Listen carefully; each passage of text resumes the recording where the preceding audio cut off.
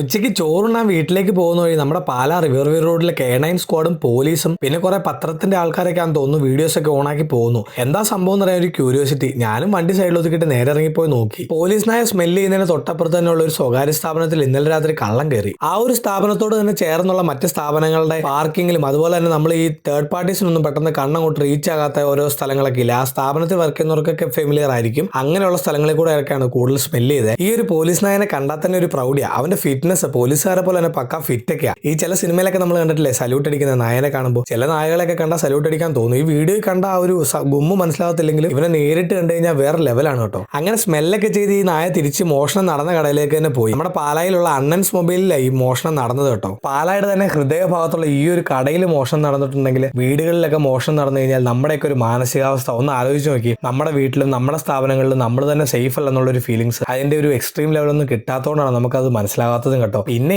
ഏഷ്യയിലെ തന്നെ ഏറ്റവും മികച്ച സേനകളിൽ ഒന്നായി നമ്മുടെ കേരള പോലീസ് മേളിൽ നിന്നുള്ള വേറെ പ്രഷറുകളോ ബാഹ്യ ഇടപെടലുകളോ ഒന്നും ഇല്ലെങ്കിൽ ഒരു 99% കേസുകളും തെളിയിക്കും കേട്ടോ. അതുകൊണ്ട് ഈ കേസും തെളിയിക്കുന്ന ഷുവറാണ്. കള്ളം സൂക്ഷിച്ചോ ഉറപ്പായിട്ടും പിടിക്കും.